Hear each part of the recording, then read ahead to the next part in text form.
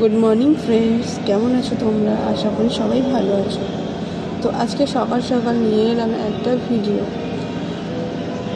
তো আজকে ভিডিওটা সত্যি দারুণ, যেহেতু শীত চলে যাচ্ছে তাই ভাবলাম একটা ভিডিও শ্যুট করে ফেলি।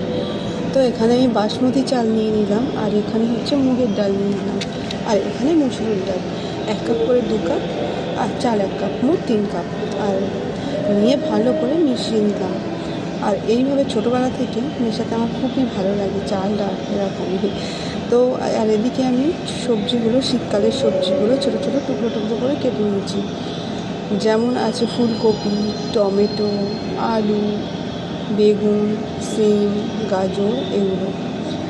আর সকালে যদি এরকম খিচুড়ি হয়, গরম গরম সবজি খিচুড়ি, তাহলে তো আর কিছু লাগবেই না, মুখে তো লেগে থাকার মতো। আর সবগুলো কাটতে হবে একদম ছোট ছোট করে, যাতে খুব তাড়াতাড়ি কুক হয়ে যায়। আমি একটা বেগুন নিলাম, নিয়ে 8 কুচি করলাম। তো বুঝতেই পারছো যে কেমনভাবে করতে হবে। একটা আলুও ছোটো ছোটো করে কেটে নিলাম, যেমন ডিমের আলু করা হয়।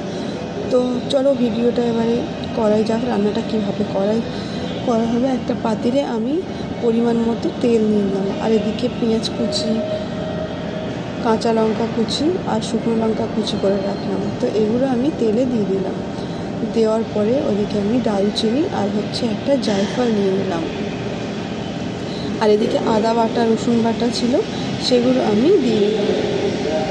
দেওয়ার পরে ওখানে দিয়ে দেবো হলুদ, জিরে মরিচের গুঁড়া, পরিমাণ মতো নুন, আর দিয়ে দেবো হচ্ছে একটু গুঁড়ো ঝাল, যেহেতু একটু লাল লাল মতো হবে হালকা, তো অল্প অল্প করে দিয়ে দিলাম। আর ঘ্রাণটা যে আসছিল না সরষের তেলে মাখানো, তারপরে আলুর সবজিগুলো দিয়ে ভালো করে মাখিয়ে নেব।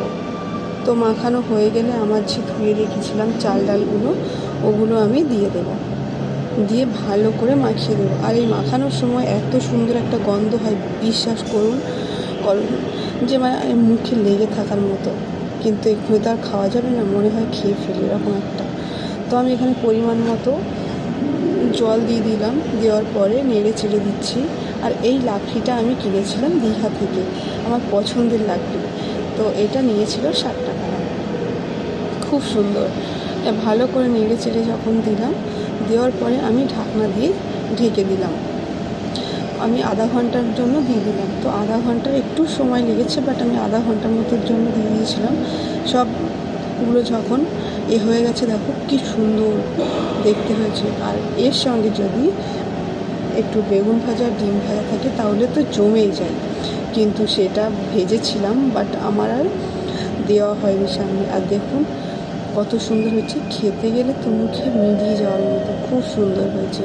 তো আশা করি আজকের ভিডিওটা এই পর্যন্ত। সবাই ভালো থেকো, সুস্থ থেকো, আর একটা লাইক কমেন্ট করে দিও। টাটা।